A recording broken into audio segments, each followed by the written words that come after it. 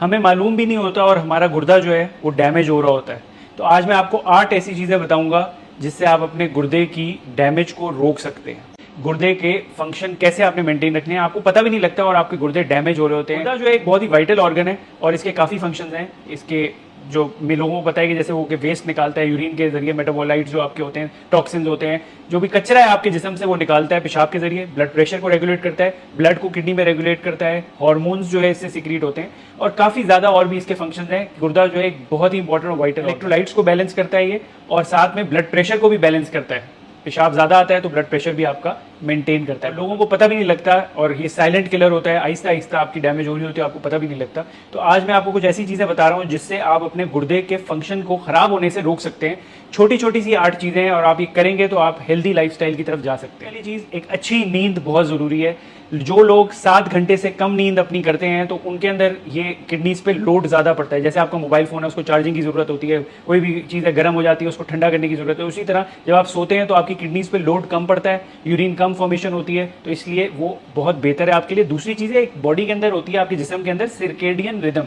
Circadian rhythm होती है, कुछ हार्मोन्स जो आपके रिलीज होते हैं, वो हार्मोन्स सिर्फ तब रिलीज होते हैं जब आप सो रहे होते हैं, उठते हैं। वो टाइम ड्यूरेशन के हिसाब से 24 घंटे की घड़ी के हिसाब से वो रिलीज होते हैं। अगर आप सही टाइम पे सो रहे हैं और नींद पूरी कर रहे हैं तो वो हार्मोन्स अच्छे तरीके से आपके इफेक्टिव होते हैं। इसीलिए कहते हैं कि जल्दी सोएं और जल्दी उठें, 4-5 बजे तक आपको उठ जाना चाहिए। तो अगर आपकी नींद कम होती है तो उससे इन्फ्लेमेशन बढ़ जाती है, सोजिश बढ़ जाती है पूरे जिस्म में, गुर्दों पे भी स्ट्रेस बढ़ जाता है, टेंशन स्ट्रेस होता है और उसकी वजह से आपकी जो फिल्ट्रेशन है, जो गुर्दों की छन्नियाँ काम कर रही हैं, जो फिल्ट्रेट करती है, वो भी सही काम नहीं करती। इसलिए एक अच्छी नींद गुर्दे की सेहत के लिए बहुत जरूरी है। दूसरी चीज, सॉल्ट, नमक का इंटेक जो है वो आपने ज्यादा नहीं रखना। कुछ स्टडीज कहती है कि 2300 ग्राम्स दिन में आपके नमक की ज़रूरत है, उससे ज़्यादा आपने नहीं लेना।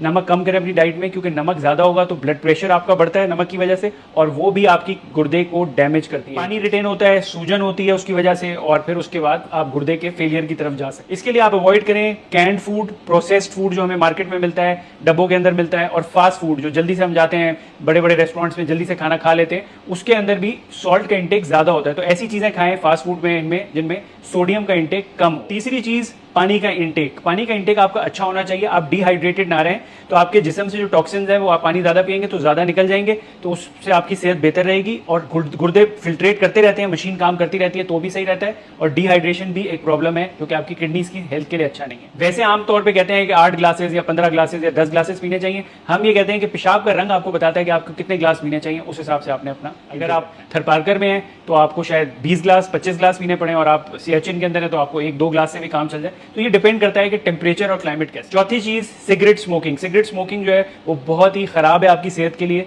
हर लिहाज से वो खराब है, उसको कोई भी डिफेंड नहीं कर सकता। उससे जो है आपकी किडनीज भी डैमेज होती हैं, किडनीज पे भी लोड पड़ता है और ये कैंसर के, किडनीज के कैंसर का भी सबब बन सकती है। वैसे तो आपको पता है कि सिगरेट स्मोकिंग ये आपके जुबान से लेके मसाने तक कहीं का भी कैंसर कर सकती है, लेकिन गुर्दे का भी कैंसर ये करती है। शरियानों को पतला कर देती है, नैरो कर देती है और इसकी वजह से भी प्रॉब्लम है। शराब जो है उसका इंटेक भी कम या नहीं होना चाहिए, क्योंकि बहुत ज्यादा एक्सेस लोग जो पीते हैं शराब, एल्कोहल, उससे जो है आपके डायलिसिस होता है गुर्दे का, फोर्स्ड डायलिसिस जिसे बोलते हैं। एक तो आप पानी पीते हैं तो आपको पेशाब आ रहा है, एक होता है कि डायलिसिस हो रहा है जिसकी आपको जरूरत नहीं है, तो आपकी बॉडी से नमकियात भी निकलती हैं, किडनीज को भी आपके डैमेज करती है अल्कोहल, उसके साथ जिगर को भी करती है, दिल को भी करती है, काफ़ी मसले मसाइल ये करती है। तो ये एक अच्छी नहीं चीज़ ज़्यादा अमाउंट में लेने के लिए, और मेरा तो ख्याल है कि इसको पीना ही नहीं चाहिए। ज़्यादा निकलता है उसके वजह से डिहाइड्रेटेड भी आप हो जाते हैं और किडनीज भी डैमेज हो। एक चीज़ होती है over the counter medicine. Over counter medicine है, आप गए जाके आपने स्टोर से खरीद ली कोई भी दर्द की दवाई या इस तरह की, अपनी सेल्फ मेडिकेशन ना करें। कोई भी चीज़ है मॉलेज को जाके दिखाएं।